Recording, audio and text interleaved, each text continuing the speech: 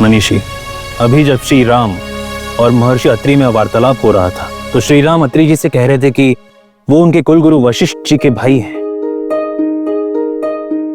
क्या उनका ये संबंध सांसारिक है?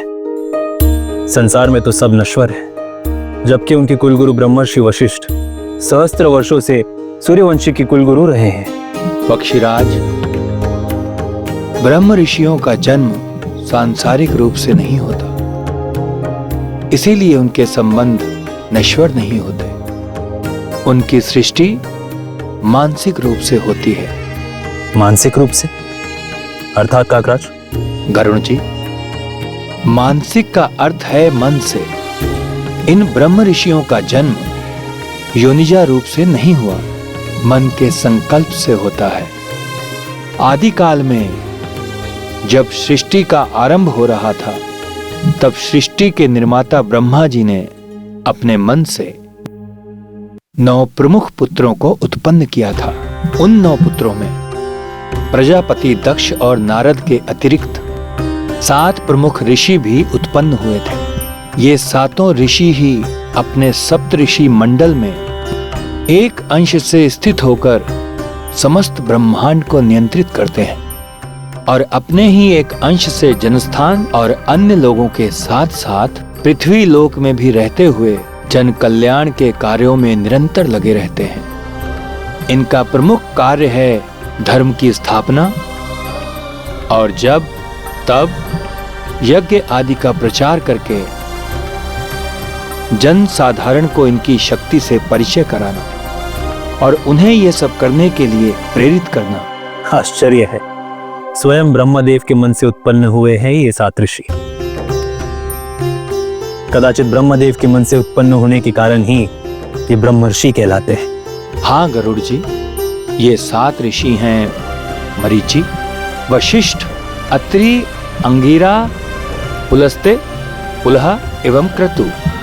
ये 7 ऋषि भी सृष्टिकर्ता ब्रह्मदेव के समान ही शक्ति संपन्न होते हैं, ज्ञान विज्ञान के साक्षात अवतार होते हैं।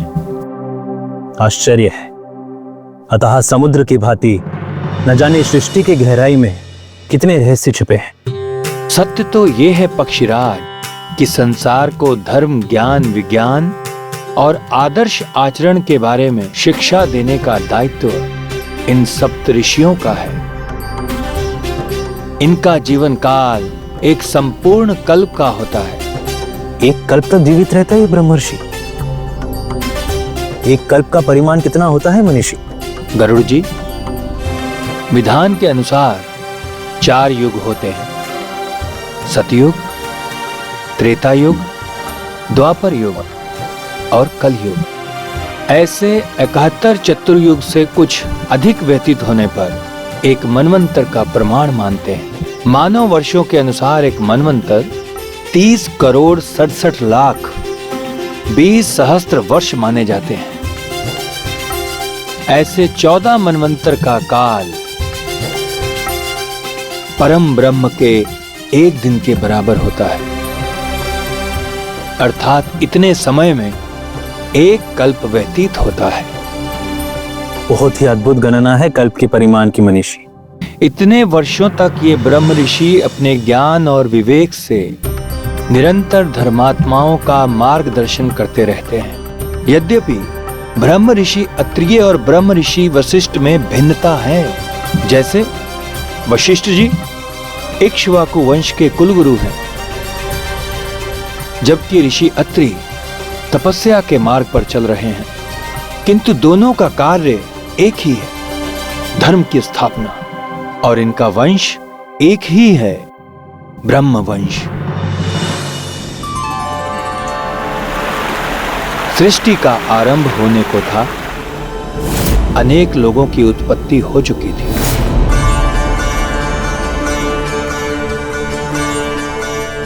एकार्णव के अनंत महासागर में सृष्टिकर्ता ब्रह्मदेव अपने गहन ध्यान में बैठे थे।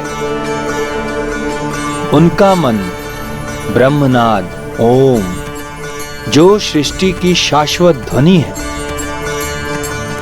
उसके साथ समन्वित हुआ था।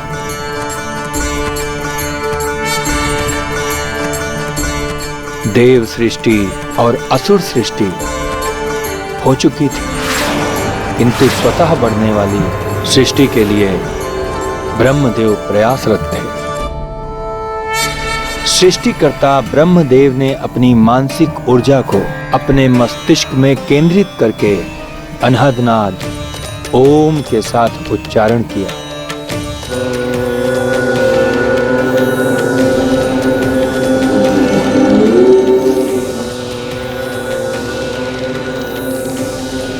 और उनके मस्तिष्क के दाहिने भाग से 4 ऋषि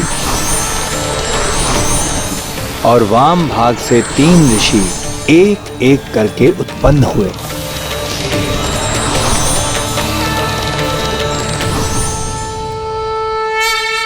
परमपिता ब्रह्मदेव को प्रणाम।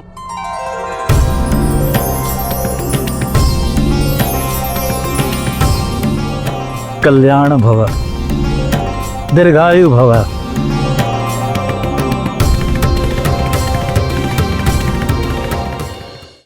पिताश्री, इस कल्प में मेरी उत्पत्ति करके आपने मुझे अनुग्रहित किया है। मैं पूर्व कल्प की ही भांति इस कल्प में भी नारायण भक्ति का अपना कर्तव्य निभाऊंगा। अतः आप मुझे प्रस्थान करने की आज्ञा दें पिताश्री। जैसी तुम्हारी इच्छा नारद। नारायण नारायण। सप्तऋषि गणों मरीचि, वशिष्ठ, अत्रि, अंगिरा, पुलत्स्य, क्रतु, तुम सातों इस सृष्टि की संतुलन के लिए अपने अंशों से नक्षत्र के रूप में अंतरिक्ष में स्थापित होगे और ऋषि के रूप में पृथ्वी लोक में जाकर धर्म और सदाचार का अलख जगाओगे। पुत्र दक्ष, तुम प्रजापति के रूप में भविष्य में उत्पन्न होने वाले प्रजा का समुचित रूप से पालन करोगे। तुम्हारी और ऋषियों की संतानों से ही सृष्टि अपने विस्तार को प्राप्त करेगी। जैसी आपकी आज्ञा परमपिता।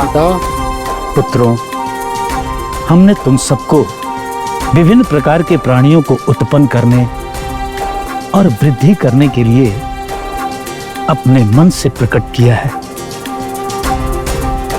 अतः आज से तुम सब हमारे मानस पुत्र कहलाओगे। अब तुम सब पृथ्वी लोक और अपने अपने धाम को पधारकर सृष्टि कार्य हेतु अग्रसर हो जाओ। जो आज्ञा परमपिता।